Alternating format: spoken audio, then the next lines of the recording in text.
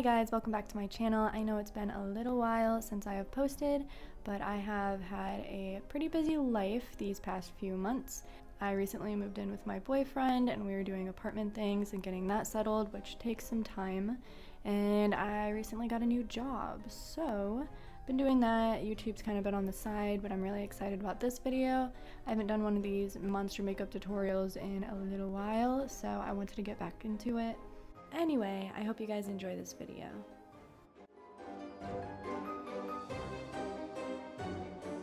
So the materials that we'll need for the new Bruise is going to be our Skin Illustrator palette, our Ben Nye color and bruise wheel, these kind of triangular sponges here, and 99% isopropyl alcohol. So what we're going to do first is we're just going to tear off one of our triangular sponges. You can get these at any kind of craft store or any kind of drugstore really. They're only a couple bucks for a pack of them. We're just going to pick off a couple holes, make sure they are different sizes. Don't make an immense amount of only large holes or small holes. Make sure there's multiple sizes and that they're random. These are going to act as our capillaries, as you'll see later on. So let's go ahead and open up our Skin Illustrator palette. We're going to be using the colors Ultra Blue and Bruise Tone. Don't forget your 99% isopropyl alcohol to mix with your Skin Illustrator palette if you are using this media. For the first step, we're just going to very lightly apply the Bruise Tone color. Bruises are rarely perfectly circular, so make sure the shape is random. Mine kind of ended up looking like a mushroom. And to enhance the effect of it being under the skin, make sure the first layer is the most faint in color. Less is definitely more for these kind of injuries that I'm showing you in this video, so keep that in mind. If you make too much of it in color, it's going to end up looking fake. These ones are going to be very vivid as opposed to realistic looking bruises, something similar to a gruesome zombie wound. Next, we're going to apply in our impact zone, which will be more vivid in color and look the most nastiest in the bruise. Then we're just going to go in with some of that Ultra Blue, not as much as the Bruise Tone that we used, but just to give it a little bit more of a color variation, and it also makes it look a little bit more realistic as well. I also really like to form a little bit of a circle very lightly over the top, kind of in the middle portion of the impact zone, which will create a spelling effect that really bad bruises such as this one have. These are a bit more dramatic looking bruises, but to make them more realistic, just minimize your colors and vibrancy. Keep in mind also, the further away you go from the impact zone, the less color you're going to want. This also helps with it looking like it's under the skin.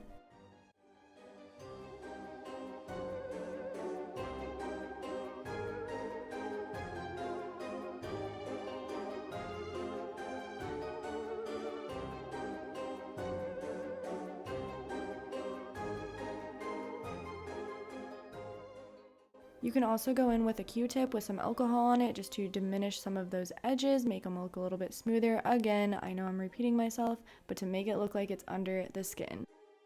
I'm just going to apply one layer of powder on it, and again, this just helps it look like it's sunk underneath your skin instead of paints that are just laying on top of your skin. Putting on powder minimizes the shininess and also drains the color a little bit. So to bring that back, I'm just adding some more of that Bruise Tone to give it both the color back and the shininess that bruises have. And this is what it should look similar to when you are finished with your new Bruise.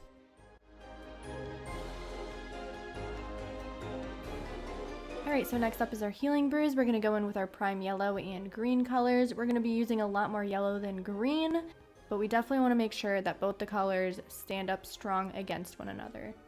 Healing bruises are going to look a little bit nastier than new bruises. Same as old bruises, they're going to look a little bit nastier than the healing bruises, as bruises, when they heal, they just end up looking grosser and grosser as time goes on. So as you can see, I started with a very faint yellow base, and then I'm making the impact zone with green, adding more yellow to really blend in those colors. Then I'm going in with a regular sponge with just isopropyl alcohol on it just to break up those colors a little bit.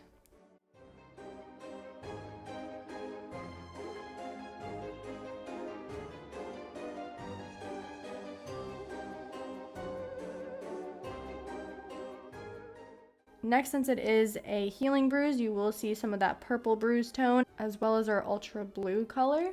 So first of all, going in with that bruise tone, we're going to just emphasize that impact point and then emphasize it even more with that ultra blue.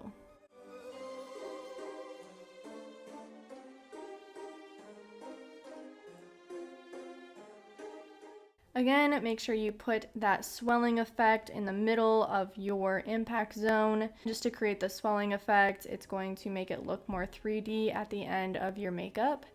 Don't forget to add a little bit more color after you do add that swelling effect. It's just going to help the colors blend a little more and make it look like those capillaries and coloring is random.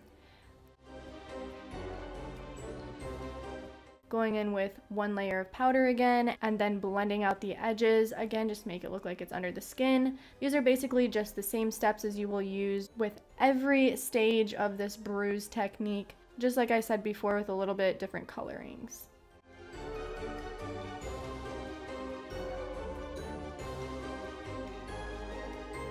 This is what it should look similar to in coloration when you are finished.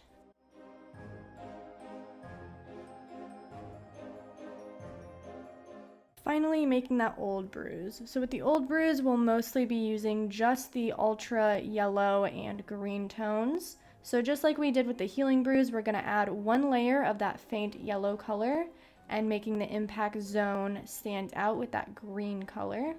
And then going right back over top of it with that yellow and also creating that swelling effect in between the impact zone with just that regular sponge soaked in alcohol. Don't forget about the edges of your bruise, just like the other stages that we did. This one is starting to look like a little bit of an egg.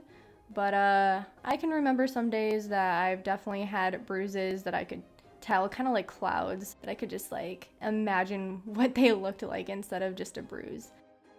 So with the old bruises, I like going in with 2 to 3 coats of powder just because it is an old bruise and it won't show up as vividly as the other stages of bruises we created. And this is also the easiest type of bruise to create, is the old bruises. You just go in with those ultra yellows and those green tones and just kind of play around with them until you're happy.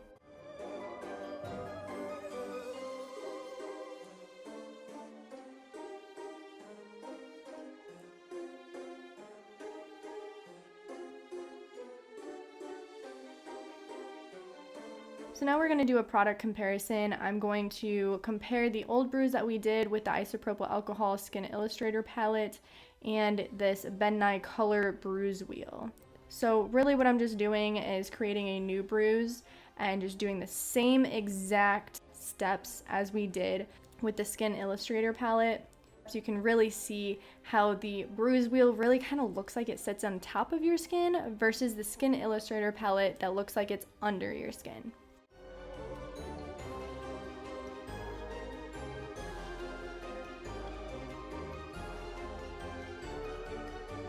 So for our next segment, we're going to be doing fake cuts using scar wax. So materials we'll need for this is obviously our Ben Nye nose and scar wax, this little tool that I have. It looks like a dentist tool. Any kind of lotion will work fine. I'm using this one because, as you can see, I'm trying to use it up.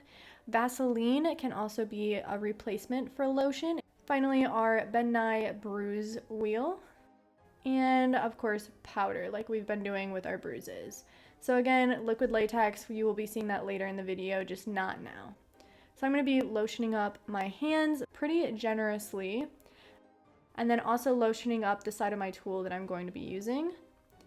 Then we can begin digging out a generous portion of our nose and scar wax, taking that off of our tool, and just really rolling that around in our hand. We're going to be making it look kind of like a worm until you get the size and shape you want for your fake cut.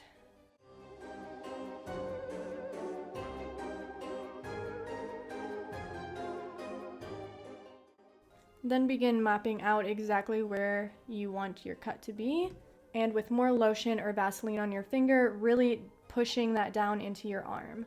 Using more lotion on your tool, press down the edges into your skin so you can't really tell that it's a prosthetic.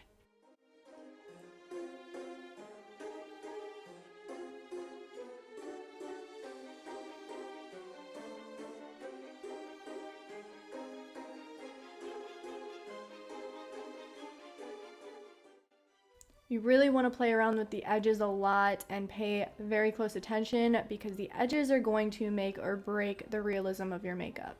After you are satisfied with the edges that you created, put a good generous amount of lotion on the tool that you are using and make a line down the center of your wound.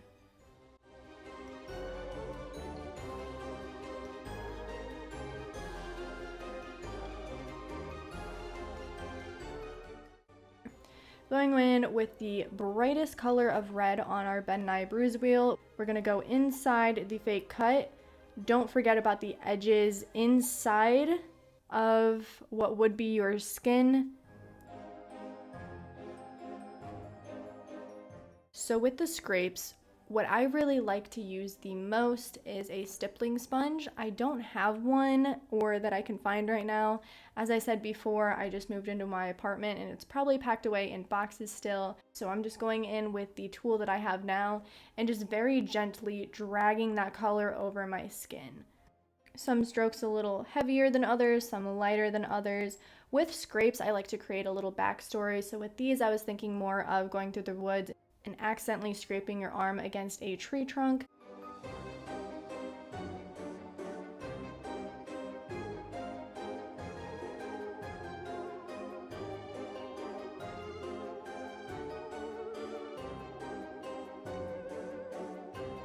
Now going into fake cuts using liquid latex. This has a bit more steps, but basically the materials we need is liquid latex, non-printed tissue paper, the Skin Illustrator palette, and our tool that we've been using. So our first step for this is just crinkling up one of the edges of the tissue paper, twisting and pulling it. It'll give us a very nice random jagged edge as opposed to our straight edges.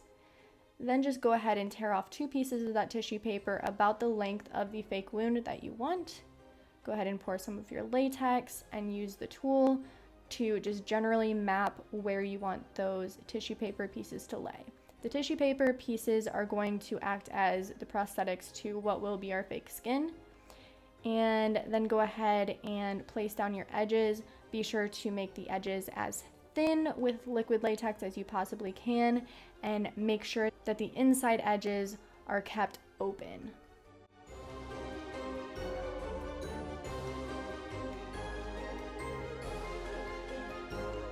When it comes time to lay down the liquid latex over the edges of the tissue paper that are supposed to remain open, just do very, very light strokes so you don't cause those opening edges to lay down flat against your skin. This is optional, but you can lay down an even lighter layer of liquid latex against the edges that you already created. Liquid latex dries pretty quickly depending on how much you use. After that's dry, we can begin to powder. Don't forget the inside edge of the wound as well.